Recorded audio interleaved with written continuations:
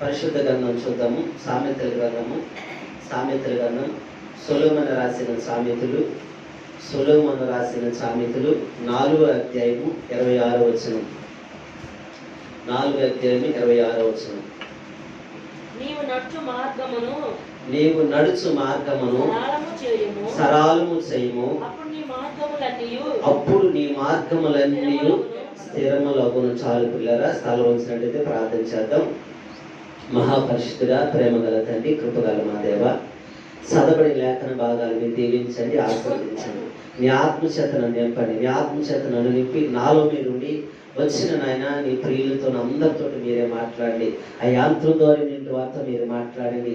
అయ్యా ఈ యొక్క వీడియోలో చూస్తున్న వారితో కూడా మీరే మాట్లాడి మీ ఘనమైన శ్రేష్టమైన జీవగల నామానికే ఘనత మహిమ ప్రభావములు పొందుకోమని యేసు క్రీస్తు పరిశుద్ధ నామాన్న అడిగి వేడుకుంటున్నాము తండ్రి. ఆమేన్. హల్లెలూయా, హల్లెలూయా. ఈ లేఖన భాగాన్ని మనం గమనించినట్లయితే ఇశ్రాయేలుకు 3వ రాజు అయిన సొలొమోను లేదా జ్ఞాని అయిన సొలొమోను ఈ యొక్క సామెతల గ్రంథం ద్వారా తెలియపరుస్తున్న మాట ఏంటంటే, నీవు నడుచు మార్గమును సరళము చేయుము, అప్పుడు నీ మార్గాలన్నీ స్థిరములగును. దేవునికి స్తోత్రాలు చెల్లిద్దాం, దేవునికి స్తోత్రాలు చెల్లిద్దాం. మళ్ళీ అందరూ కూడా ఒకసారి చెప్పండి. నీవు నడుచు మార్గము, నేను అనుకోవాలి, నేను నడుచు మార్గము సరళము చేయుదును, అప్పుడు నా మార్గములన్నీ స్థిరములగును. దేవునికి స్తోత్రాలు చెల్లిద్దాం, దేవునికి స్తోత్రాలు చెల్లిద్దాం. అయితే ఇక్కడ జ్ఞాని అయిన సొలొమోను చెప్తుండగా నడుచు మార్గాలు అన్నీ కూడా ఏం చేయాలంటే అవన్నీ సరళము చేయమంటున్నాడు. అంటే నడుచు మార్గం అంటే పిల్లరా, అది ఎత్తుగా ఉండొచ్చు, నువ్వు నడుచు మార్గం పల్లమై ఉండొచ్చు, నువ్వు నడుచు మార్గం రాళ్ళై ఉండొచ్చు, నువ్వు నడుచు మార్గాల్లో ముళ్ళు కంపలు ఉండొచ్చు, నువ్వు నడుచు మార్గాల్లో పిచ్చి మొక్కలు ఉండొచ్చు. అయితే ఇవన్నీ కూడా ఏం చేయాలంటే సదును చేయబడాలి, అంటే చక్కగా తయారు చేయబడాలి, తిన్నగా ఉండాలి మార్గాలన్నీ కూడా. ఎందుకు సదును చేయబడాలి, ఎందుకు సరళము చేయబడాలి అంటే, నువ్వు నడుచు మార్గము రాళ్ళుంటే నేను గాయపరుస్తాయేమో, నువ్వు నడుచు మార్గాల్లో ఎత్తుంటే నువ్వు త్వరగా చేరుకోలేవేమో, నువ్వు నడుచు మార్గం పల్లంగా ఉంటే దాంట్లో జారిపోతావేమో, నువ్వు నడుచు మార్గాల్లో ముళ్ళు కప్పలు ఉంటే ఆ ముళ్ళుని గుచ్చుకొని నేను ఇంకా వదలకంటూ ఉంటాయేమో, ఇంకా నువ్వు నడుచు మార్గాలు పిచ్చి మొక్కలై ఉంటే ఆ పిచ్చి మొక్కలు మనం తీసుకొని గొబ్బికి నోట్లు వేసుకుంటే పిచ్చి వాళ్ళగా మనము తయారవుతామని చెప్పి సొలొమోను, జ్ఞానైన సొలొమోను చెప్తున్నాడు, నీవు నడుచు మార్గము సరళము చేయము, అప్పుడు నీ మార్గాలన్నీ స్థిరములగును. దేవునికి స్తోత్రాలు చెల్లిద్దాం, దేవునికి స్తోత్రాలు చెల్లిద్దాం. నీవు నడుచు మార్గం అంటే పిల్లలు నీ జీవితం, నీవు నడుచు మార్గం అంటే నీ జీవితం ఏంటండి? నువ్వు నడుస్తున్న మార్గం నీ జీవితం. అది నీ ఉద్యోగం అవ్వచ్చు, నీ వ్యాపారం అవ్వచ్చు, నీ చేతి పనులు అవ్వచ్చు, నీ భక్తి జీవితం అవ్వచ్చు, నీ యొక్క స్థితిగతులు అవ్వచ్చు. ఏదైనప్పుడు నీ జీవితము, నువ్వు నడుస్తున్న జీవితం, దాన్ని ఏం చేయాలంటే సరళము చేయాలి. అప్పుడే నీ మార్గాలు ఏమవుతాయంటే స్థిరం, అప్పుడే నీ జీవితం స్థిరపరచబడుతూ ఉంటది. అంటే రాళ్ళు అంటే ఏంటి? ఎవరయ్యా దుర్మార్గులు, వారితో నువ్వు దూరంగా ఉండాలి. అప్పుడప్పుడు దెబ్బలు తగులుతూ ఉంటాయి. ముళ్ళు కంపలు అంటే ఎవరు? స్నేహితులు గుచ్చుకుంటూ ఉంటారు, అవి విడిచిపోవు.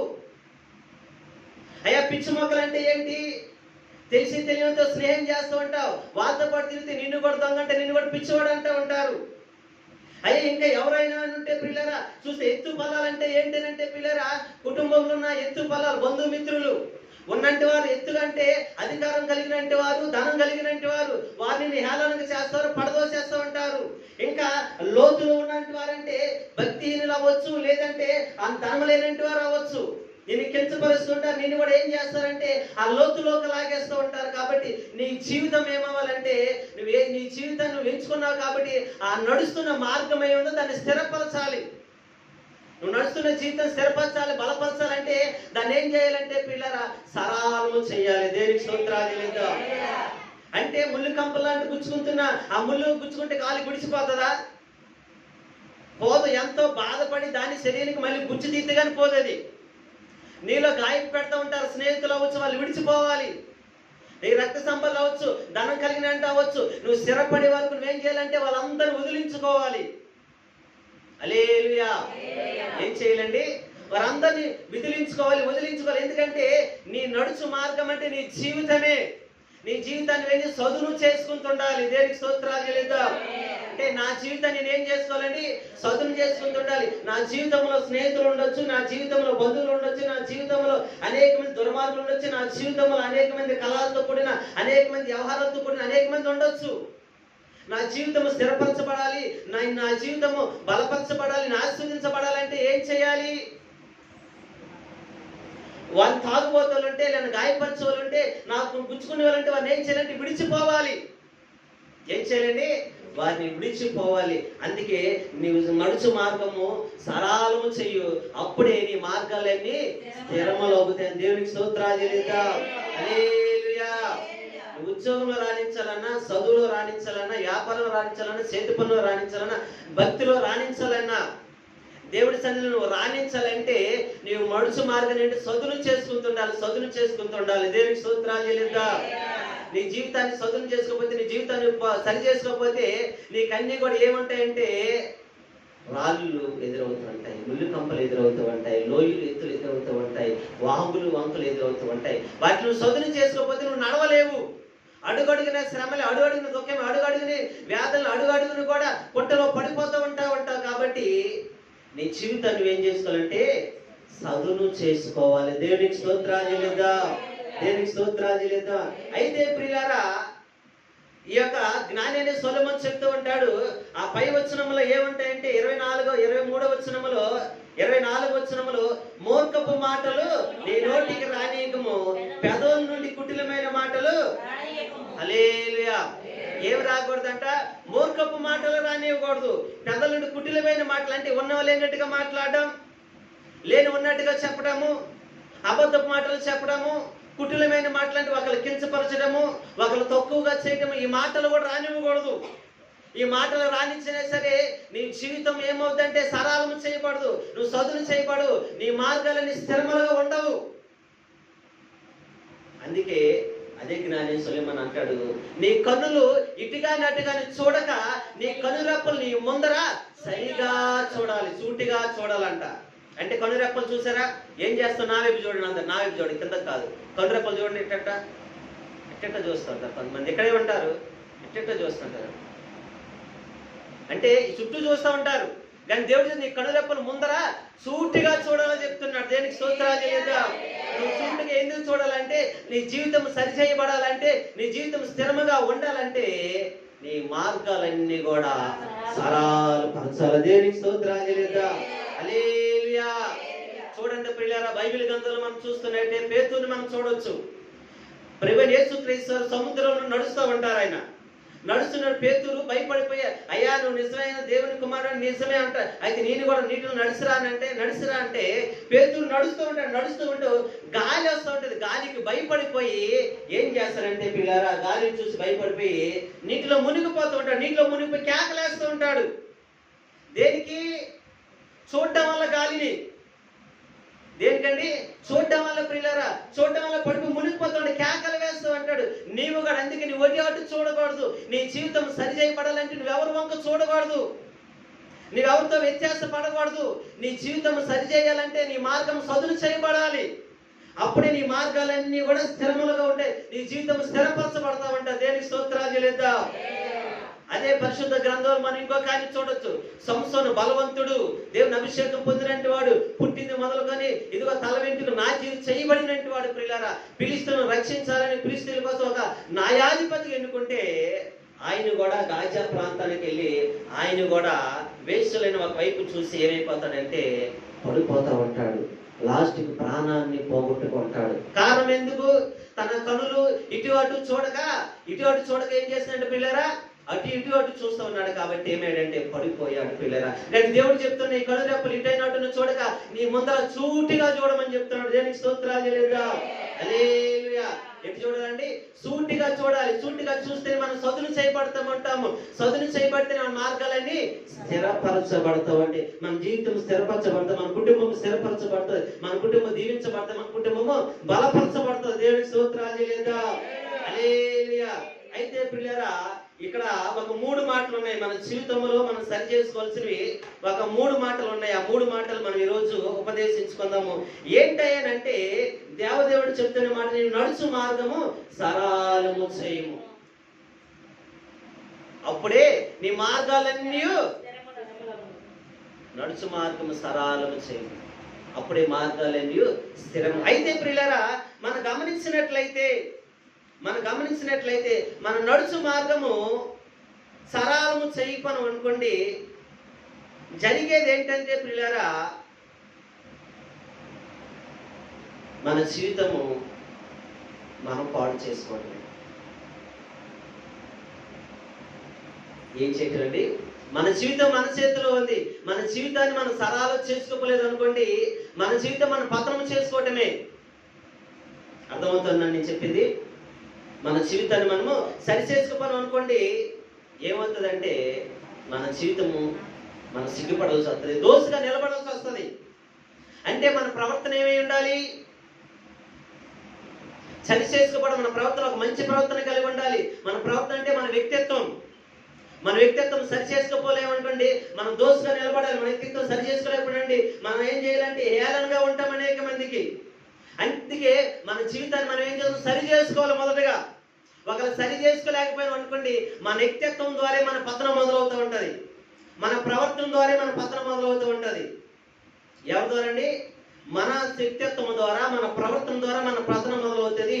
ఎలాగయ్యానంటే పరిశుద్ధ గ్రంథం మనం చూసినట్లయితే పిల్లరా, మొదటి సమూయేలు గ్రంథము 8వ అధ్యాయం 5వ వచనం.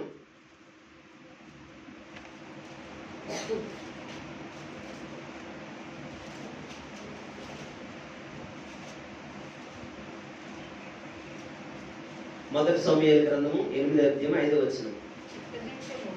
చిత్తగించుము, నీవు వృద్ధుడవు, నీ కుమారులు నీ ప్రవర్తన వంటి ప్రవర్తన గలవారు కాదు గనుక సకల జనుల మర్యాద చొప్పున మాకు ఒక రాజును నియమింపు. దేనికి స్తోత్రాలు చేయలేదా? ఇక్కడ ప్రియులారా, ఇక్కడ ఇశ్రాయేలు అందరూ వచ్చి సమూయేలు దగ్గరికి వచ్చి మాట్లాడుతున్నారు. అయ్యా, నీవు వృద్ధుడు, నీ కుమారులు నీ వంటి ప్రవర్తన అంటే ప్రవర్తన కాదు వాళ్ళు, కాబట్టి మాకు సర్వజనుల ప్రకారం ఒక రాజును మాకు నియమించు. అయితే వారి కుమారుల్ని న్యాయాధిపతులకు ఇశ్రాయేలు ప్రజలకు నియమించాడు. ఏమనండి? ఎవరిని ఏమి నియమించాడు? న్యాయాధిపతులుగా. సమూయేలు న్యాయాధిపతి, వారి కుమారులు కూడా న్యాయాధిపతి నియమించాడు. అయితే ప్రియులారా, ఇక్కడ గమనిస్తే వారు చెప్తున్నారు, నీ ప్రవర్తన వంటి ప్రవర్తన నీ కుమారులు కాదు. అంటే ప్రవర్తన అంటే వ్యక్తిత్వం. అయ్యా, నువ్వు మంచి వ్యక్తిత్వం కలిగినట్టు వాడి, నీ మంచి ప్రవర్తన కలిగినట్టు వాడి, మాకు ఇదిగో నీ దగ్గరికి మేము వచ్చినప్పుడల్లా మాకు న్యాయము సమపాలుగా తీర్చావు, మమ్మల్ని ఎక్కడ కూడా ఒకళ్ళు నిర్దోషులుగా ఒకళ్ళేమో ఇదిగో దూరం నాటిన వాడికి నిలిచిపెట్టలు, నువ్వు వచ్చి మాకు అందరికి చక్కటి ఆలోచన చెప్పు, చక్కటి ఉపదేశించావు, మమ్మల్ని అందరిని కూడా గౌరవప్రదముగా మమ్మల్ని చూసావు. నీవు పరిపాలించినప్పుడు, నువ్వు న్యాయాధిపతిగా ఉన్నప్పుడు మాకు సమస్తమును సమకూర్చబడ్డాయి. మేము ఎక్కడ భిన్నాభిప్రాయాలతో వచ్చినప్పటికీ నువ్వు సరిచేసి మమ్మల్ని సంతోషముగా మమ్మల్ని పంపించావు. నీవు మంచి ప్రవర్తన కలిగావు, నువ్వు మంచి వ్యక్తిత్వం కలిగినటువంటి. అంతేకాదు, దేవుడి దగ్గర నువ్వు యాజకుడిగా ఉన్నావు, ప్రవక్తగా ఉన్నావు. దేవుడు ఉపదేశించిన ప్రతిదీ కూడా మాకు తీసుకొచ్చి ఏం చేశావంటే మాకు చక్కటి ఆలోచన చెప్పి నడిపించావు, చక్కటి జ్ఞానాన్ని ఉపదేశించి మమ్మల్ని మంచి మార్గం నడిపిస్తూ ఉన్నావు. కానీ నీ కుమారులు నీ ప్రవర్తన అంటే ప్రవర్తన కాదు వాళ్ళది. హల్లెలూయా. అంటే ఇప్పుడు వారి వ్యక్తిత్వం ఏమైపోయింది? తండ్రి దగ్గరికి వచ్చి కుమారుల గురించి చెప్తుంటే వారి వ్యక్తిత్వం ద్వారా తండ్రికి అవమానపరచబడుతున్నాడు, తండ్రిని దోషంగా నిలిచబడుతున్నాడు, తండ్రి అక్కడ సిగ్గుపడుతూ ఉన్నాడు. ఎవరి ద్వారా కారణము? బిడ్డల ద్వారా. ఎవరి ద్వారా కారణం అంటే బిడ్డల ద్వారా. ఎవరికి అవమానం అంటే నీ వ్యక్తిత్వం ద్వారా నీ తల్లిదండ్రులకు అవమానము. నీ వ్యక్తిత్వం సరి చేసుకోకపోతే, నీ వ్యక్తిత్వం ఇదిగో నువ్వు సరి చేసుకుంటా, నీ వ్యక్తిత్వాన్ని పాడు చేసుకుని, నీ వ్యక్తిత్వం ద్వారా తల్లిదండ్రులకు వచ్చి అయ్యో నీ కుమారులు ఇవంటి వారు కాదని అంటే, తండ్రి ఒక న్యాయాధిపతి ఉండి, దేవుని దగ్గర ఒక యాజకుడు ఉండి, దేవుని దగ్గర ఒక ప్రవర్తకు ఉండి ఆయనతో చెప్తే, ఇప్పుడు ఆయన తలదించుకొని సిగ్గుపడుతూ ఒక దోషుగా నిలబడాల్సి వస్తుంది. కారణం ఎవరి వల్ల అంటే కేవలం కుమారుల వలన. హల్లెలూయా. మనం పతనం అవడానికి కారణం ఎవరు అంటే మనమే. మన వ్యక్తిత్వమే, మన ప్రవర్తనే.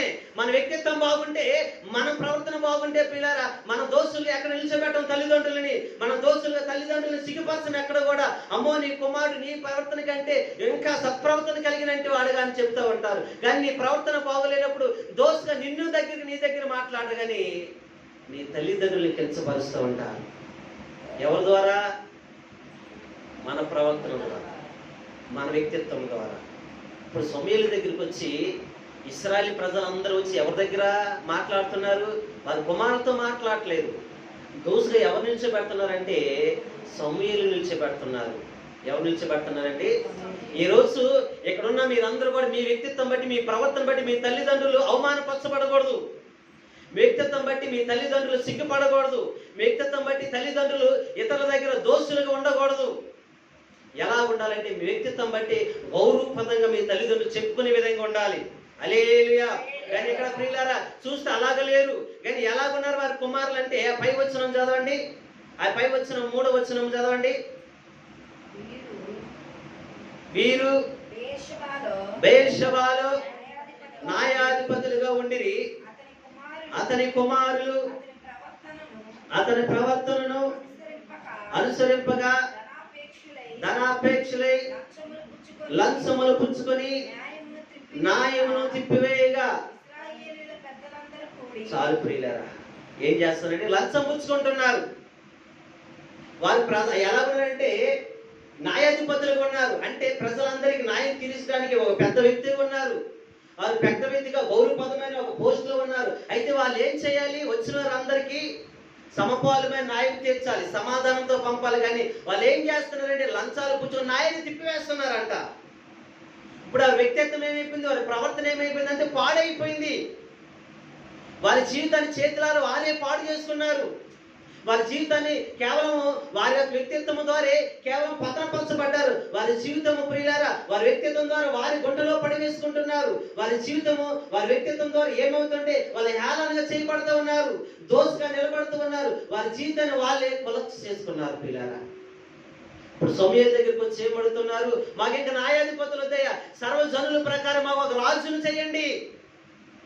ఎందుకంటే నీ కుమారులు నీ ప్రవర్తన కలిగినట్టు కాదు, నీ ప్రవర్తన కలిగినట్టు ప్రవర్తన వాళ్ళకి లేదు కాబట్టి, నీకున్న మంచి ప్రవర్తన, నీకున్న మంచి వ్యక్తిత్వం వాళ్ళలో లేదు కాబట్టి సర్వజనుల ప్రకారం మాకు కూడా ఒక రాజు కావాలి. ఇప్పుడు వారు ఏమైపోయారంటే వారి జీవితాన్ని వారి చేతులారా వారే పతనం తెచ్చుకున్నారు. వారి చేతులారా వారి జీవితాన్ని వాడే పాడు చేసుకున్నారు. ఈరోజు మనకందరికీ ఒక జీవితం ఉంది, చక్కటి జీవితం దేవుడు ఇచ్చాడు. ఆ జీవితాన్ని మనమే చేసుకోవాలి. ఆ జీవితాన్ని మనమే ఏం చేసుకోవాలండి? పూలబాటు వేసుకోవాలి. అందుకే దేవాది దేవుడు చెప్తున్న మాట, నీ నోటికి మూర్ఖపు మాటలు రానివ్వకము, కుటిలమైన మాటలు నువ్వు మాట్లాడకము. నీ కనులు ఇటు కుడికైన ఎడమకి ఇటు అటు చూడక, సరిగాని నీ కనురెప్పలు ముందర చూటిగా చూడాలి. హల్లెలూయా, హల్లెలూయా. ఇప్పుడు వారి వ్యక్తిత్వం ద్వారా వారి జీవితాన్ని వారే పాడు చేసుకున్నారు పిల్లరా. మనము కూడా మన వ్యక్తిత్వం ద్వారా మన జీవితాన్ని పాడు చేసుకోకూడదు. మన చేతులారా మనం నాశనం చేసుకోకూడదు. మన జీవితాన్ని చేతులారా మనం ఏం చేసుకోవాలంటే పిల్లరా, సరళము చేసుకోవాలి. అదే జ్ఞాని సొలొమోను కుమార్ చెప్తున్నాడు. 16వ అధ్యాయం 7వ వచనము చదువుదాము.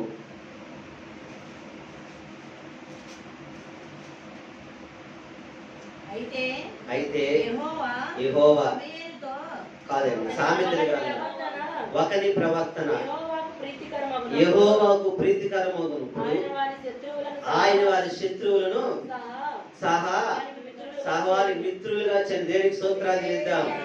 ఏంటండి? ఒకని ప్రవర్తన యెహోవాకు ప్రీతికరమగునప్పుడు ఆయన వారి శత్రువులను సైతం మిత్రులుగా మారుస్తారంట. ఇప్పుడైతే ఇశ్రాయేలు ప్రజలందరూ కూడా సమూయేలు కుమారులకి ఎలా ఉన్నారంటే శత్రువులుగా లేరు, మిత్రులుగా ఉన్నారు. కానీ వారి ప్రవర్తన, వారి వ్యక్తిత్వం బాగోసరికి ఇప్పుడు ఏమైపోయారంటే శత్రువులుగా అయిపోయారు. ఏమైపోయారండి? శత్రువు కేవలం దేని ద్వారా? వారి ప్రవర్తన బాగోకపోవడం, వారి వ్యక్తిత్వం బాగోకపోవడం వల్ల. కానీ దేవుడు ఏం చెప్తున్నాడు? నీ ప్రవర్తన యెహోవాకు ప్రీతికరం అయితే నీ శత్రువులు సైతం నీకు మిత్రులను చేస్తానంటే, ఇక్కడ మిత్రులు ఉన్నప్పుడు వాళ్ళందరూ శత్రువులు కేవలం దేనికంటే వారి వ్యక్తిత్వం బాగోలేదు.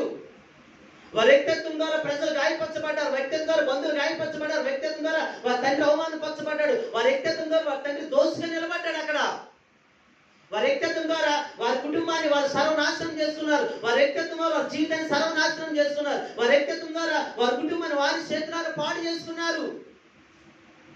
కేవలం దేవుని ద్వారా అంటే వ్యక్తిత్వం, మన వ్యక్తిత్వం మనల్ని పడివేస్తుంది, మన వ్యక్తిత్వం మన జీవితాన్ని పాడు చేస్తుంది, మన వ్యక్తిత్వం మనల్ని పుట్టలో వేసేస్తుంది, మన వ్యక్తిత్వం మనం సిగ్గుపరుస్తూ ఉంటుంది.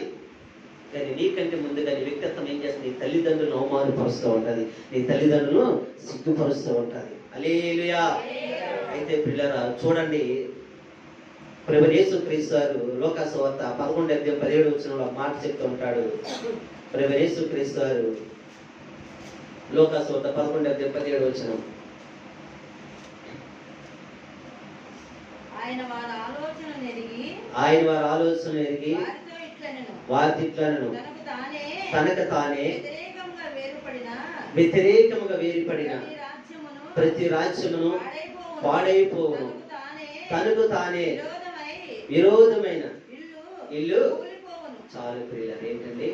తనకు తాను వేరుపడిన ప్రతి రాజ్యము పాడైపోయింది, తనకు తానే వేరైపోయిన ప్రతి ఇల్లు కూలిపోతూ ఉంటుంది. అంటే నీ వ్యక్తిత్వం ఏం చేయాలి? నీ ప్రవర్తన బట్టి, అయ్యో నేను జ్ఞానవంతుడిని, నేను జ్ఞానవంతురాలని అనుకుంటే నువ్వు సపరేట్గా వెళ్ళిపోతే నువ్వు పాడైపోతావు. నేను సపరేట్గా ఉంటానంటే నువ్వేమైపోతావు? నీ ఇల్లు పాడైపోతూ ఉంటుంది. కేవలం దేనివల్ల? నీ వ్యక్తిత్వం ద్వారా, నీ ప్రవర్తన ద్వారా. తనకు తానే వేరైపోయినట్టు వారు, తనకు తానే వేరైపోయిన పాడైపోయినటువంటి చాలా మంది ఉన్నారు. రాజ్యాలు కూడా ఉన్నాయి పిల్లరా. తనకు తాను వేరైపోయిన రాజ్యాలు ఎన్నో పాడైపోయి ఉన్నాయి. ఎంతో మంది ప్రజలు ఉన్నారు. అదే జ్ఞాని సొలొమోను ఇంకో మాట చెప్తుంటాడు. సామెతల గ్రంథము 11:8 11:28 ధనము నమ్ముకునేవాడు ఏమవుతుంటాడండి? ధనము నమ్ముకునేవాడు పాడైపోతా ఉంటాడు. చాలు, ధనము నమ్ముకున్నవాడు పాడైపోతూ ఉంటాడు. మన వ్యక్తిత్వం ధనం నమ్ముకోవడం మీద ఉండకూడదు. మన వ్యక్తిత్వం మనం ఏదో చేసాను అనుకోడు. మన వ్యక్తిత్వం ఎలా ఉండాలంటే పిల్లరా, ఇతరుల్ని అగౌరవపరిచేది ఉండకూడదు. మన వ్యక్తిత్వం ఎలా ఉండకూడదు అంటే ఇతరులు అవమానపరచాలనుకుంటా. మన వ్యక్తిత్వం ఎలా ఉండాలంటే 10 మందిని తోలనాడి వరకు ఉండవాలి. మన వ్యక్తిత్వం ఎలా ఉండాలంటే 10 మందితో నీవు కూడా ఉండాలి. నీ వ్యక్తిత్వం ఎలా ఉండాలి? 10 మందితో 100 మందిలో ఉన్నా నిన్ను గురించి మాట్లాడుకునేట్టుగా ఉండాలి. దేవునికి స్తోత్రాలు చెల్లిద్దాం. హల్లెలూయా. తనకు తాను వేరు పడిపోకూడదు, తాను నేను గొప్పవారి గురించి చెప్పుకోకూడదు. తనకు తాను గొప్పవాడు చెప్పుకున్నప్పుడు పాడైపోతూ ఉంటాడు. తన ఇల్లు కూడా పాడైపోతుంది. లేఖనం చెప్తుంది, ధనాపేక్ష కలిగిన వారు కూడా పాడైపోతుందని చెప్తూ ఉంటున్నారు. కానీ ప్రభు చెప్తున్న మాట, నీవు నడుచు మార్గం అంతయు సరళం, నీ జీవితం అంతా సరళపరచబడాలి, నీ వ్యక్తిత్వం మార్చబడాలి, నీ ఆలోచనలు మారాలి, నీ ప్రవర్తన మారాలి, నీ కుటుంబం స్థిరపరచబడాలి, నువ్వు స్థిరపరచబడాలి, వ్యక్తిత్వం స్థిరంగా ఉండాలి. నీ గురించి నీ తల్లిదండ్రులు అవమానపరచబడి, నీ తల్లి నీ గురించి ఇదిగో నీ కుటుంబం గురించి నీ తండ్రి నీ తల్లిగా దోషంగా నిలబడకూడదు, సిగ్గుపడకూడదు. అంటే నీ వ్యక్తిత్వాన్ని మార్చుకోవాలి. నువ్వు మార్చుకుంటే ఎల్లకాలం నువ్వు ఒకలాగా ఉంటే నీ మార్గాలు స్థిరంలోవు, స్థిరపరచబడలేము. ఎప్పుడైతే నువ్వు మార్గాలన్నీ కూడా సరళం చేస్తూ ఉంటావు, పదులు చేస్తూ ఉంటావు, చదువులు చేస్తూ ఉంటావు, అప్పుడే దేవుడి మార్గాలన్నీ ఒకటే కాదంట, సరళం చేస్తుంట మార్గాలన్నీ కూడా స్థిరపరుస్తున్నా అంటున్నాడు. దేవునికి స్తోత్రాలు లేదా? హల్లెలూయా. అంటే సరళం చేయబడాలంటే ఏంటి? మనకు అడ్డుగండలు ఏవైతే అన్ని విడిచిపెట్టాలి, ఒకటి వదులుకోవాలి. ఏం చేయాలండి? వదులుకోవాలి. ఒకటి కూడా ప్రభువైన యేసుక్రీస్తు వారు పరలోకమును విడిచిపెట్టి భూలోకములకు వచ్చినప్పుడు తల్లిదండ్రుల దగ్గర పిల్ల 23 సంవత్సరాలు జీవించాడు. జీవించినప్పటికీ తండ్రిని విడిచిపెట్టి, తల్లిని విడిచిపెట్టి, బంధువులు విడిచిపెట్టి, రక్తం అందరిని విడిచిపెట్టాడు. ఎందుకంటే పరలోక తండ్రి చిత్తం చేయాలి ఆయన. ఎవరి చిత్తం చేయాలండి? తండ్రి చిత్తం చేయలే. అంతే కదా, ఒంటరింగ పనికి వెళ్ళి బాలుడు ఉన్నప్పుడు ఒంటరింగ పనికి వెళ్ళాడు. తన లోక తండ్రికి ఒంటరింగ పనికి వెళ్ళాడు. అయ్యా నేను పెద్దవాడిని, ఇంకా ఒంటరింగ పనికి చేయలేదు. అలాగని చెప్పి వారిని అవమానపరచలేదు, అలాగని చెప్పి వారిని సిగ్గుపరచలేదు, అలాగని చెప్పి లోక తండ్రిని ఎక్కడ కూడా వారి వ్యక్తిత్వం బట్టి గాయపరచలేదు. వారికి కూడా చక్కటి ఉపదేశం ఇచ్చాడు. యేసుక్రీస్తు తన ప్రవర్తన దినదినం మార్చుకుంటూ వచ్చింది. హల్లెలూయా. బాలుడిగా ఉన్నప్పుడు తన ప్రవర్తన దినదినం మార్చుకుంటూ వస్తున్నాడు. మనము కూడా మన ప్రవర్తన ఏమైనా మారాలి. ఎల్లకాలం ఒకేలాగా నేను ప్రవర్తిస్తాను, ఎల్లకాలం ఒకేలాగా ఉంటానంటే నీ మార్గాలు స్థిరములు అవ్వవు. నీ వ్యక్తిత్వం ద్వారా, నీ ప్రవర్తన ద్వారా నీ తల్లిదండ్రులు అగౌరవపరచబడతా ఉంటారు, నీ తల్లిదండ్రులు దోషుగా ఉంటారు. నీ చేతులారా నీ జీవితాన్ని నీవు పాడు చేసుకుంటావు. ఇప్పుడు సమూయేలు దగ్గరికి వచ్చి వారి కుమారుల గురించి చెప్తుంటే వారి చేతులారా వారి జీవితాన్ని వారే పతనం చేసుకున్నారు. న్యాయపతులుగా లేకుండా ఇప్పుడు ఏమైపోయింది, ఒక రాజు కావాలంటున్నారు. ఇప్పుడు సమూయేలు రాజుని ఎన్నుకున్నాడు కాబట్టి వారి జీవితం ఏమైపోయింది అంటే పిల్లారా, చేతులారా వాళ్ళ జీవితాలు వారే పాడు చేసుకున్నారు. హల్లెలూయా. ప్రభువైన యేసుక్రీస్తు ఆయన వ్యక్తిత్వాన్ని దినదినం వృద్ధిపరుచుకుంటూ వచ్చాడు. ఎలాగ నడవాలి, ఎలాగ మాట్లాడాలని చెప్పి వదిలేసేది. శక్తిమంతుడైన, బలవంతుడైన, జ్ఞానం కలిగినటువంటి వాడైన, రోషము కలిగిన దేవుడు ఆయన, దహించే అగ్ని లాంటి దేవుడు. ఆ దేవుడు ఏం చేస్తుంటే ప్రతి చోట తాను ఏం చేసుకుంటూ వచ్చాడంటే మార్గాలన్నీ కూడా సరళపరుచుకుంటూ వస్తున్నాడు. ఒక్కొక్కటి ఏం చేస్తున్నాడండి?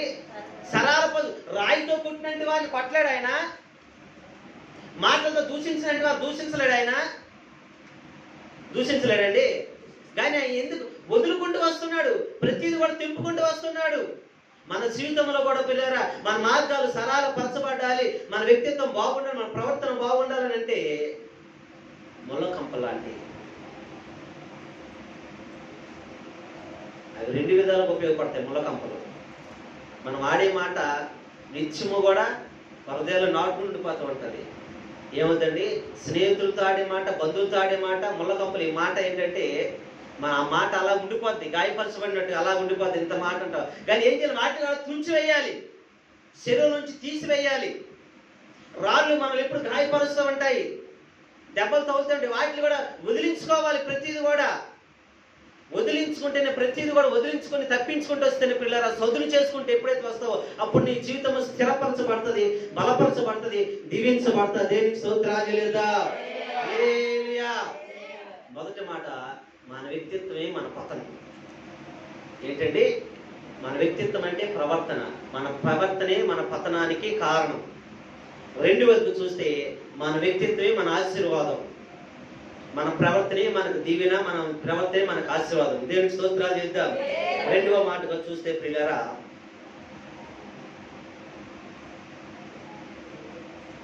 రెండవ మాటగా చూద్దాము.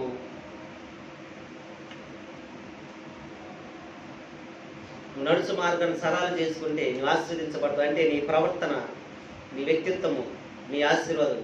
మొదటి రాజుల గ్రంథం 8:25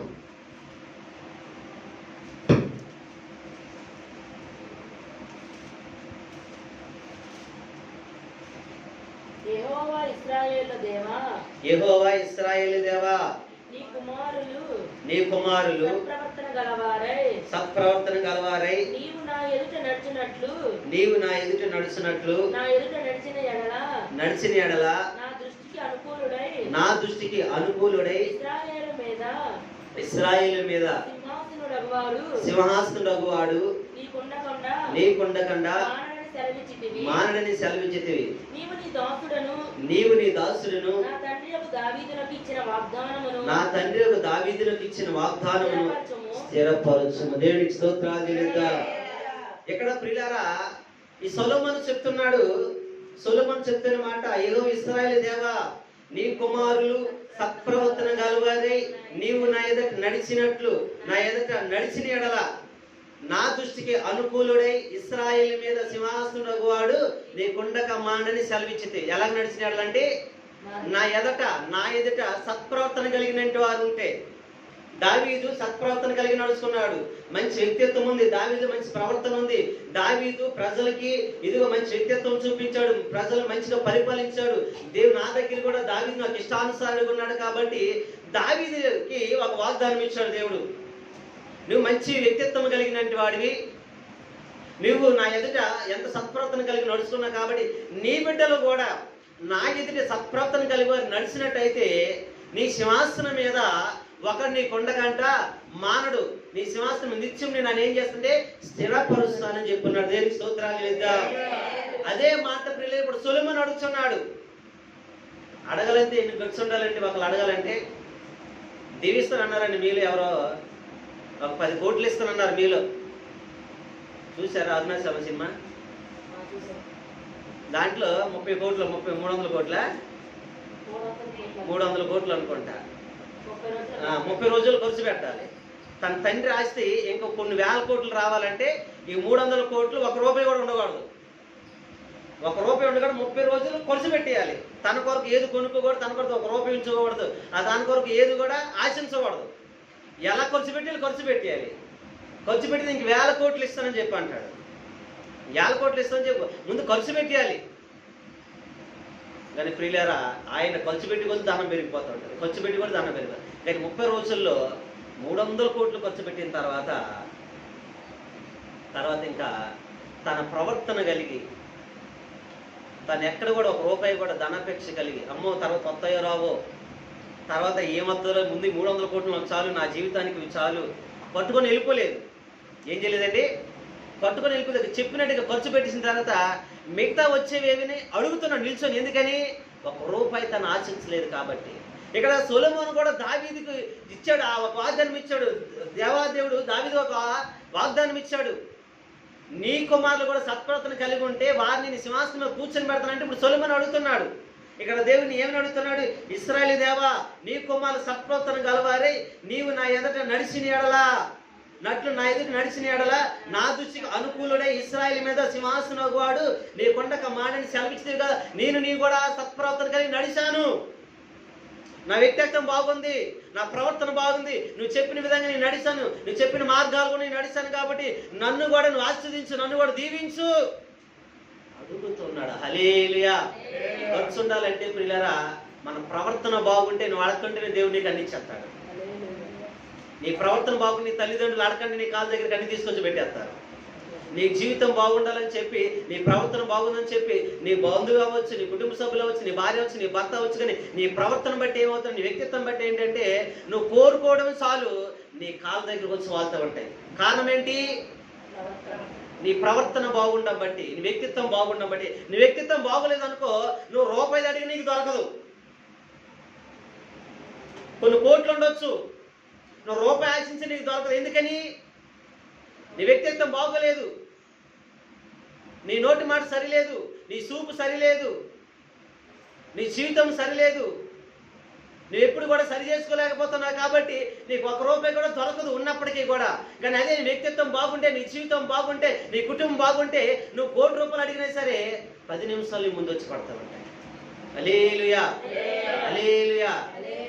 సొలొమోను పట్టుకొని అడుగుతున్నాయా, నా సత్ప్రవర్తన ఎదుటి కలిగినట్టు వారిని ఆశీర్వదిస్తా, స్థిరపరచబడుతున్నాను. స్థిరపరచనంటే 23:4 వచ్చిన చూడండి, 24 వచ్చింది చదవండి. నీ దాసుడైన నా తండ్రియగు దావీదునకు నీవు చేసిన వాగ్దానము స్థిరపరిచి నీవిచ్చిన మాటను నేడు నెరవేర్చున్నావు. దేవునికి స్తోత్రాలు చెల్లిద్దాం. హల్లెలూయా.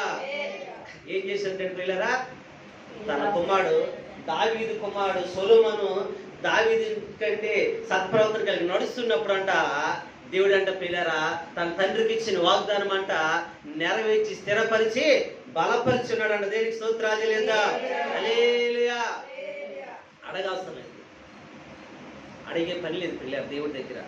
తల్లిదండ్రుల దగ్గర అడిగే పని లేదు. మన ప్రవర్తన బాగుంటే భర్త దగ్గర కూడా అడిగే పని ఉండదు, లేదా భార్య దగ్గర కూడా అడిగే పని ఉండదు, లేదా పిల్లలుగా మనం ఉండి మన తల్లిదండ్రులు అడిగే పని ఉండదు. ఎందుకంటే మన ప్రవర్తన బాగుంటే మన తల్లిదండ్రులు ప్రత్యక్షంగా మనకు కావాల్సిన అక్రతులు అవసరతలు అన్నీ కూడా తీరుస్తూ ఉంటారు. అంటే మన ప్రత్యేకమైన మన ఆశీర్వాదం, మన ప్రవర్తనే మనకు దీవెన. చూడండి పిల్లారా, మన బైబిల్ గ్రంథం చూసినట్టయితే చక్కగా బైబిల్ గ్రంథంలో ఒక స్త్రీ కనబడుతుంది, రూతు మనకు కనబడుతూ ఉంటుంది. రూతు మోయాబు స్త్రీ, మోయాబు దేశంలో ఉంటుంది. మోయాబు దేశంలో ఉన్నప్పుడు తన భర్త చనిపోతూ ఉంటాడు. యవనాలు ఏమవ్వాలి? యవనస్త్రాలు తన తల్లిదండ్రులకి ఇంటికి వెళ్ళిపోయి ఇంకో చక్కగా వివాహం చేసుకోవచ్చు, తన నచ్చినట్టుగా జీవించవచ్చు. కానీ ప్రియులారా, నయము ఒంటరిదాయి, ఇంకా పిల్లలు లేరు, తన మామ లేడు, తనకి ఇల్లు లేదు, వాకులు లేదు, ఆస్తి పాస్తులు అన్నీ కూడా పోనాయి. అయినప్పుడు కూడా రూతు, ప్రియులారా, మనం గమనించినట్లయితే రూతు గురించి ఒక చక్కటి మాట బోయసు మాట్లాడుతుంటాడు. రూతు గ్రంథ 3వ అధ్యాయం 10వ వచనం చదవండి.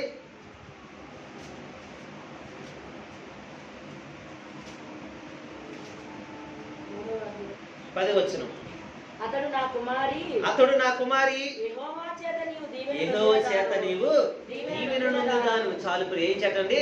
యెహోవా చేత నువ్వు దీవెన నొందినదానివు. ఎవరి చేత అంటండి? యెహోవా చేత దీవెన నొందినదాని. ఎందుకని? ఏమీ లేదయ్యా దాని దగ్గర, ఆమె దగ్గర ఏమీ లేదు. రూతు గారి దగ్గర, నయము దగ్గర కూడా ఏమీ లేదు. కానీ నయము చెప్పినట్టుగా నడుస్తుంది, నయము చెప్పినట్టుగా వింటుంది, నయము చెప్పిన చోటుకి వెళ్తుంది, నయము చెప్పినట్టుగా తన ప్రవర్తన, తన వ్యక్తిత్వం మార్చుకుంటుంది. నేను యవనస్తురాలు కదా, నాకు నచ్చినట్టుగా నేను జీవిస్తాను, నాకు యవనస్తురాలు కదా, నాకు నచ్చినట్టు వెంబడిస్తున్నాను లేదు. కానీ నయము చెప్పిన మాట ప్రకారంగా నడుస్తుంది. తన సత్ప్రవర్తన ఎలాగుందంటే పిల్లరా, తన వ్యక్తిత్వం ఎలాగుందంటే నయముని, రూతుని చూస్తే ఒక ముచ్చటేస్తూ ఉంటది, ముచ్చటేస్తూ ఉంటుంది పిల్లరా. ఆ ముచ్చటేసి, అయ్యో నా కుమార్తె నా కొరకు ఎంత కష్టపడుతుంది, నా మాట ఏంటుందని చెప్పేసి నిన్ను ఒంటరిగా నేను వదిలికూడదు, దేవుడు నన్ను క్షమించు, నీకు నేను ఒక తోడుని చూడాలని చెప్పి తను చెప్పినట్టుగా చేయమంటది. హల్లెలూయా. కానీ ఏం పొందిందంటండి? యెహోవా చేత దీవెన పొందింది. ఎందుకు దీవెన పొందిందంటే కింద ఉంటాయి కదా, కొద్దివారినే గాని గొప్పవారినే గాని యవనస్తులే గాని నీవు వెంబడించగా, నా ఎంబడింపడం వలన నీ మునుపటి సత్ప్రవర్తన కంటే వెనకటి సత్ప్రవర్తన మరీ ఎక్కువైంది. దేనికి స్తోత్రాలు చెల్లిద్దాం. హల్లెలూయా. మునుపటి సత్ప్రవర్తన ఎలాగుందో నాకు తెలియదు, కానీ ఇప్పుడు వెనకొచ్చిన ఈ సత్ప్రవర్తన మరీ ఎక్కువగా ఉంది, గొప్పగా ఉంది. నువ్వు యెహోవా చేత దీవెన నొందినదానివి. హల్లెలూయా. అంటే మన ప్రవర్తనే మనకు ఆశీర్వాదం, మన ప్రవర్తనే మనకు దీవెన, మన వ్యక్తిత్వం మనకు దీవెన. ఇక్కడ రూతు యొక్క వ్యక్తిత్వం, రూతు యొక్క ప్రవర్తన దానికి ఏమైందంటే ఆశీర్వదించబడింది, దీవించబడింది ప్రియులారా. హల్లెలూయా, హల్లెలూయా. ఆ ప్రవర్తన కలిగి ఉంటేనే మనం ఆస్వాదించబడతాం, దీవించబడతాం ప్రియులారా. మన వ్యక్తిత్వం బాగోలేకపోతే మన జీవితం బాగోదు, మనం ఆస్వాదించబడము, దీవించబడము. కానీ దేవదేవుడు చెప్తున్నట్టుగా మన జీవితాన్ని మనం ఏం చేసుకోవాలండి? సదును చేసుకోవాలి, సరళం చేసుకోవాలంటే సదును చేసుకోవటం, సదును చేసుకోవాలి. ప్రతిది కూడా మనకు మనము తగ్గించు జీవితం ఉండాలి, సరి చేసుకోవాలి. ప్రతిది కూడా మాట మారాలి, ప్రవర్తన మారాలి, మన ఆలోచన మారాలి, మన తలంపులు మారాలి, మన నడక మారాలి, మన వస్త్రధారణ మారాలి. ఇవన్నీ మారుతున్నప్పుడే పిల్లరా యెహోవా చేత నీవు దీవెన నొందిన దానివి. హల్లెలూయా. మోయాబులు ఉన్నప్పుడు ఒకలాగా ప్రవర్తన ఉండదు, కానీ బెత్లెహేము దగ్గరికి వచ్చేసరికి మునుపటి సత్ప్రవర్తన వెనక సత్ప్రవర్తన మరీ గొప్పగా ఉందని చెప్పి బోయాజు పొగుడుతున్నాడు. దేవునికి స్తోత్రాలు చెల్లిద్దాం. నిన్ను గురించి ఎవరు పొగడాలి? సమాజంలో అధికారులు పొగడాలి. మిమ్మల్ని గురించి ఎవరో వ్యక్తిత్వం గురించి పొగడాలి. ఈ సమాజంలో ఉన్న పెద్ద పెద్ద అధికారులు, ఉన్నతమైన స్థితిలో ఉన్నవారు పొగడాలి, మాట్లాడాలి. నయము దగ్గర ఏమీ లేదు, కానీ నయము దగ్గర ఉన్న రూతు దగ్గర ఏమీ లేదు, కానీ వారి దగ్గర ఉన్నది ఏంటంటే మంచి వ్యక్తిత్వం ఉంది పిల్లరా, మంచి ప్రవర్తన కలిగి ఉన్నారు. ఆ ప్రవర్తనే వారిని ఆస్వాదించబడింది, వారు దీవించబడ్డారు. హల్లెలూయా. ఈ మధ్యలో నేను ఒక బుక్ చదివాను. ఆ బుక్లో ముస్లిం స్త్రీ మన బెంగళూరు రాజస్థాన్ అనుకుంటా, రాజస్థాన్లో వారు కోటీశ్వర్లు అండి. వారు కోటీశ్వర్లు అండి. వాళ్ళ కోటీశ్వర్లు అయితే వారు కోటీశ్వర్లు ఒక పల్లెటూరు, బాగా పల్లెటూరు. వారు చిన్నప్పుడు వాళ్ళ తండ్రిదండ్రులు ఉండేది, బంధువులు ఉండేది పల్లెటూరు. అక్కడి నుంచి వెళ్ళిపోయి గుజరాత్లో వాళ్ళు బాగా స్థిరపడ్డారు. కోటీశ్వర్లు కొన్ని కంపెనీలు ఉన్నాయి. అయితే అక్కడి నుంచి ప్రియులారా ఆ కోటీశ్వర్లు అయినప్పటికీ తన కుమారులు ఒక తల్లి వాళ్ళ పల్లెటూరుకి వెళ్ళింది. బంధువులు ఉన్నారు, అక్కడికి వెళ్ళి కొన్ని రోజులు గడిపోద్దాము, బంధువులు ఉన్న పలకరించొద్దని వెళ్తూ ఉంటే అక్కడ ఒక డాబా పైన ఉంది. అక్కడ ఒక చిన్న ఇల్లు ఒకటి ఉంది. అక్కడ ఒక ముస్లిం సోదరికి ఒక 3 ఆడపిల్లలు ఉన్నారు, 2 మగపిల్లలు ఉన్నారు. వారంత స్థితి అంతంత లేదు. అయితే ఒక అమ్మాయి మాత్రము ఆమె ఎక్కడ దూరం నుంచి పక్క 2-3 ఇల్లు నుంచి ఒక అమ్మాయిని మాత్రం శుభ్రంగా ఒక అమ్మాయి ఏం చేస్తుందంటే ఉదయం పూట రావడం, సమయానికి నమాజ్ చదువుకోవడం, మళ్ళీ సమాజ్ చదువు, తన వంట చేయడం, తన ప్రవర్తన, తన షాప్కి వెళ్ళి రావడం, తన వస్త్రధారణ ప్రవర్తన అంతా చూసింది. అలాగే 2 రోజులు ఉందో అనుకున్న ఆమె వారం రోజులు ఉంది, ప్రవర్తన చూసి 4 రోజులు ఉంది. 4 రోజులు ఉన్న తర్వాత ఆమె వివరాలన్నీ తెలుసుకున్న తర్వాత తన కుమారుడికి వివాహం చేయాలని చెప్పేసి వాళ్ళ దగ్గర ఇంచుమించు 1 లక్ష రూపాయలు కట్నం ఇవ్వడానికి కూడా ఏమి ఉండవు, కానీ వాళ్ళైతే కోటిస్తారు. ఆ తల్లి వచ్చి ఆ కుమార్తె కోసం వివాహం కోసం మాట్లాడింది. ఏం జరిగిందండి? మాట్లాడింది. కుమారుడు చెప్పింది, నేను ఒక దగ్గర నీ కుమారుడు చూసిన వాళ్ళు ఏమీ లేదు, కానీ తన ప్రవర్తన చాలా బాగుంది, వ్యక్తిత్వం బాగుంది, తన పద్ధతులు నాకు నచ్చంటే, అమ్మ నీకంటే నువ్వు నాకు ఎవరు కావాలి, ఎలాంటి కావాలి నీకు తెలుసు కాబట్టి నేను నచ్చిన వాళ్ళు ఎవరిని చూసి నేను పెళ్లి చేసుకుంటానప్పుడు తన తల్లిదండ్రులకు వచ్చి ఆమె వచ్చి అడుగుతున్నప్పుడు తండ్రి అన్నదమ్ములు భయపడతారు. అమ్మో మేము ఏమీ లేనంటే వారు నా కుమార్తె గురించి అక్కడి నుంచి మీరు ఎక్కడి నుంచి రావటం సంతోషమే, కానీ నేను ధనం లేనంటే వారిని ధనవంతులు ఇవ్వాలని మేము భయపడుతుంటే మా దగ్గర లేదు నేను ధనం ఏది ఆశించలేదు, కానీ మీ అమ్మాయిని ఒక 4 రోజులు బట్టి నేను ఏం చేస్తున్నానంటే గమనిస్తున్నాను, తన పద్ధతులు చూస్తున్నాను, తన ప్రవర్తన బాగుంది కాబట్టి మేము ఎక్కడి నుంచి కోట్లు వదులుకొని ఎందుకు వచ్చాము, కోటీశ్వరులు చాలా మంది వదులుతూ ఉంటారు, కానీ కోట్లు వదులుకొని ఎందుకు వచ్చామంటే మీ అమ్మాయి ఒక వ్యక్తిత్వం మాకు నచ్చిందని చెప్పాను. దేవుని స్తోత్రాలు లేదా? మీరు పెళ్లి కూడా ఏం చేయదు, అన్ని మేమే చేసుకుంటామని చెప్పినప్పుడు పిల్లారా వాళ్ళు ఓకే అన్నప్పుడు హెలికాప్టర్ తీసుకొని వచ్చి ఆ ఊర్లో పల్లెటూరులో హెలికాప్టర్ తీసుకొచ్చి అక్కడే పెళ్లి చేసుకుని అమ్మాయిని ఎక్కించుకొని వెళ్ళిపోయారు. దేవుని స్తోత్రాలు లేదా? దేని ద్వారా అంటే ఒక మంచి ప్రవక్తన కలిగి ఉందని, తన వ్యక్తిత్వం బాగుందని. ఈ రోజు దేవుని నమ్ముకుంటున్న మనం మన ప్రవక్తన ఎందుకు అలా ఉండట్లేదు? మన వ్యక్తిత్వాలకు ఎందుకు, మన జీవితాలు ఎందుకు సరి చేసుకోలేకపోతున్నాం, ఎందుకు మార్చుకోలేకపోతున్నాం? ఎల్లకాలం ఒకలా ఎలా ఉండగలుగుతుంటారు? ఎన్ని వాక్యాలు వింటున్నాం, ఎన్ని వచనాలు వింటున్నాం, ఎన్నిసార్లు ఎన్ని ప్రసంగాలు వింటున్నాం, ఎన్నిసార్లు కన్నీరు కాలుస్తున్నప్పటికీ కూడా మన జీవితం సరి చేసుకోలేకపోతే, మన ప్రవర్తన చేసుకోలే, మన వ్యక్తిత్వం సరి చేసుకోలే. కారణం ఎందుకని? కానీ ఇక్కడ సొలొమోను అడుగుతున్నాడు, అయ్యా నా సత్ప్రవర్తన బాగుంది, నా తండ్రికి వాగ్దానం ఇచ్చు, నన్ను దీవించు, నన్ను ఆస్వాదించు అంటే తండ్రి కూడా వాగ్దానం ఇచ్చిన దేవాదేవుడు కూడా తన స్థిరపరిచాడు, బలపరిచాడు. హల్లెలూయా. కానీ మన జీవితాలు మాత్రం మనం ఏం చేసుకోలేకపోతున్నాం అంటే సరళ చేసుకోలేకపోతున్నాం. మన జీవితాన్ని దేవుడు చెప్తే నీ మార్గాలన్నీ నేను స్థిరపరుస్తాను, బలపరుస్తాను, ఆశీర్వదిస్తానంటే మనం సరి చేసుకోలేకపోతున్నాం పిల్లరా. కానీ సమూయేలు చూస్తే పిల్లరా, సొలొమోను చూస్తే తాను కూడా ఏమయ్యాడంటే పిల్లరా స్థిరపరచబడ్డాడు, బలపరచాడు. మన వ్యక్తిత్వమే మన ఆశీర్వాదం. మొదటి మన వ్యక్తిత్వం మన పతనం, రెండోది మన వ్యక్తిత్వమే మన ఆశీర్వాదం, మన దీవెన. దేవునికి స్తోత్రాలు చెల్లిద్దాం. హల్లెలూయా, హల్లెలూయా. రూతు కూడా ప్రియులారా ఒక చక్క ప్రవర్తన కలిగి ఉంది కాబట్టి రూతు కూడా ఏమైందంటే దీవించబడింది, ఆశీర్వదించబడింది. తను కూడా మన జీవితాలు కూడా ఉండాలి. దేవునికి స్తోత్రాలు చెల్లిద్దాం. అయితే ప్రియులారా 3వ మాట నేను చెప్పి ముగిస్తూ ఉంటాను, 3వదిగా చెప్పి నేను ముగిస్తూ ఉంటాను. మన ప్రవర్తనే మన జీవం, మన వ్యక్తిత్వమే మన జీవం. 3వ మాట ఏంటండి? మన వ్యక్తిత్వమే మనకు జీవం. అంటే మన వ్యక్తిత్వం మనకు జీవం అంటే పిల్లరా మనం ఎప్పుడైతే సరళ చేసుకుంటామో, మనం ఎప్పుడైతే మన మార్గాలన్నీ సరళ చేసుకుంటాం, అప్పుడే దేవుడు ఏం చేస్తాం, నీ మార్గాలన్నీ స్థిరపరుస్తున్నట్టు. కాబట్టి మొదటి మన వ్యక్తిత్వం మన పతనం, మన వ్యక్తిత్వమే మన ఆశీర్వాదం. తర్వాత మన జీవం కూడా, మన వ్యక్తిత్వం మన జీవంతో బ్రతకటం. ఏం చేయండి? బ్రతకడం. ఎలా బ్రతకాలి అంటే పిల్లలు ప్రభువైన యేసుక్రీస్తు వారు చెప్తూ ఉంటారు. రోములకు రాసిన పత్రిక 2:13 రోమ పత్రిక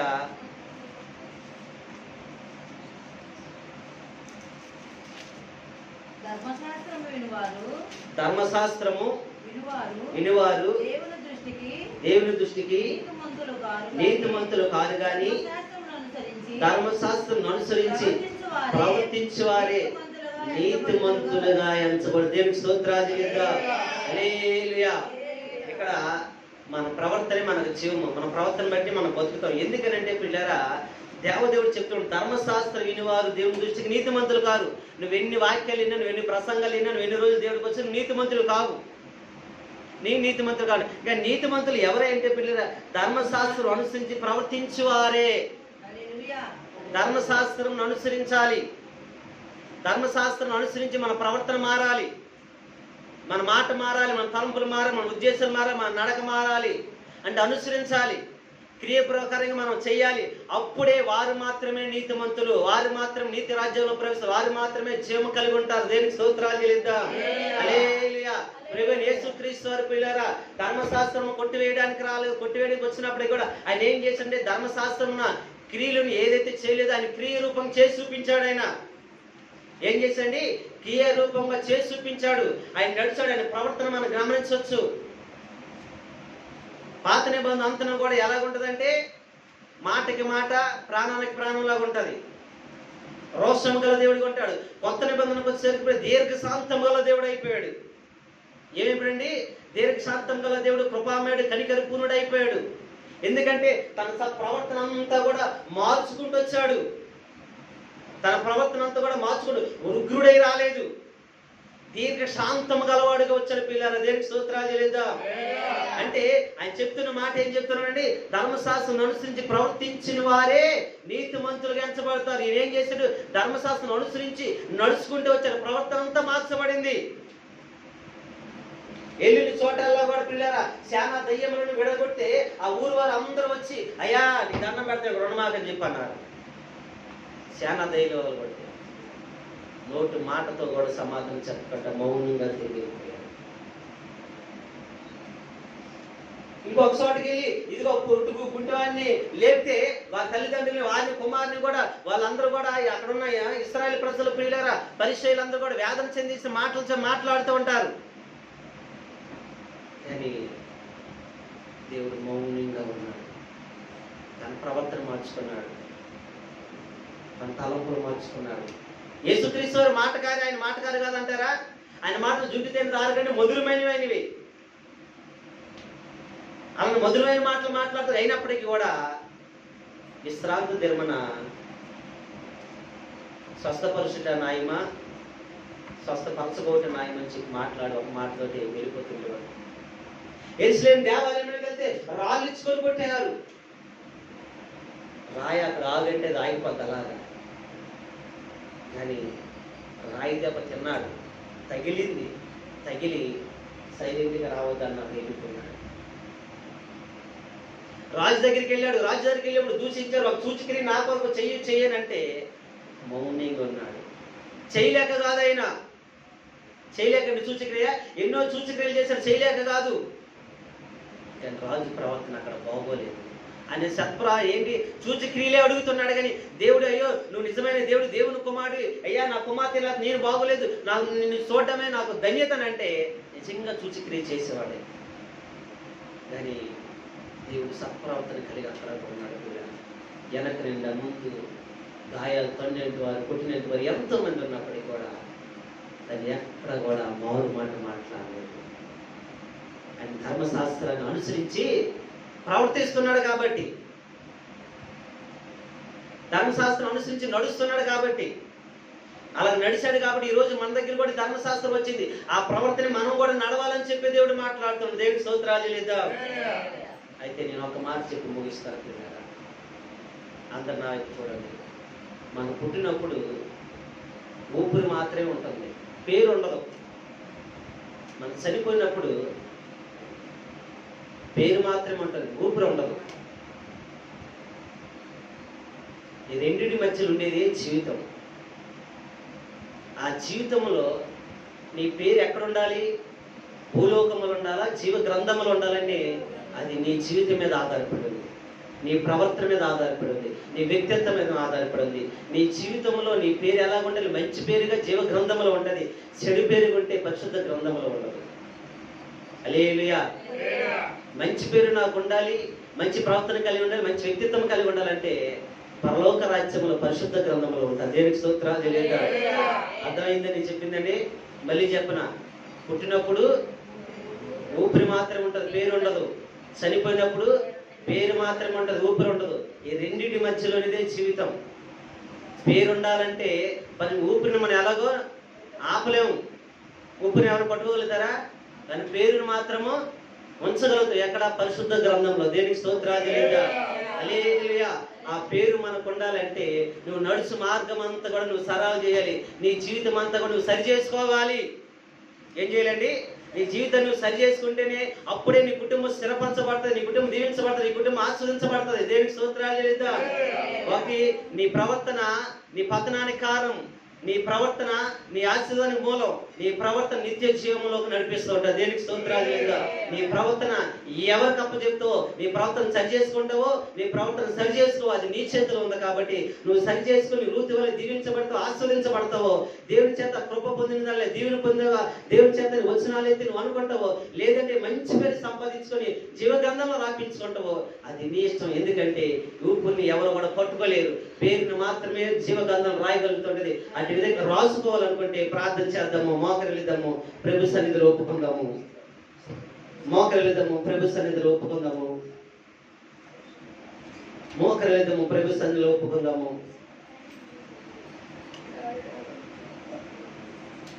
మోకరిల్లిద్దాం, ప్రతి ఒక్కరు కూడా ప్రార్థన చేద్దాము. నీవు నడుచు మార్గాలన్నీ కూడా సరళం చేయమప్పుడు నీ మార్గాలన్నీ స్థిరములు అని చెప్తున్నాడు. అంటే నా జీవితం సరి చేసుకోవటం.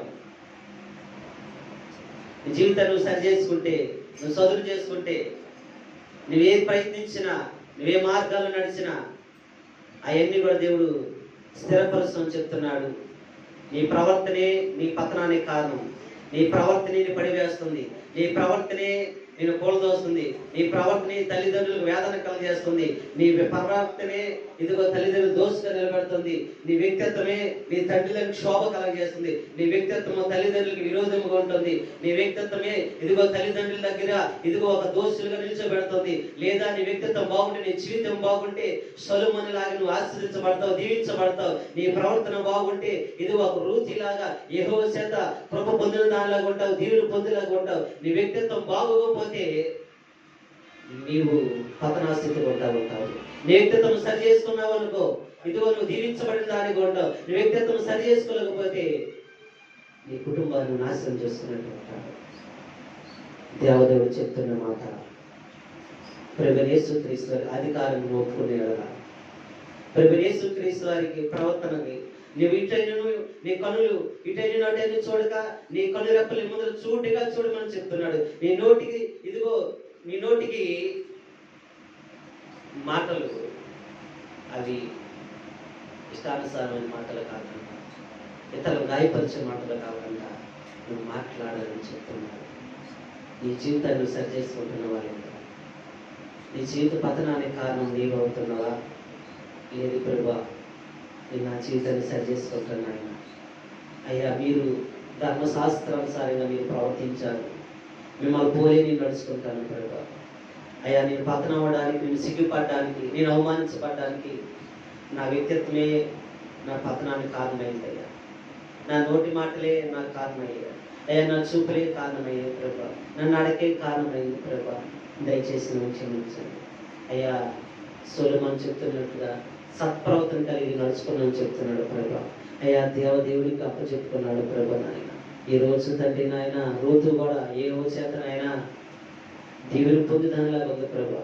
మునుపుటి సత్ప్రవర్తన అంటే వెనక సత్ప్రవర్తన మరీ ఎక్కువ అయిందని చెప్తున్నాడు ప్రభా.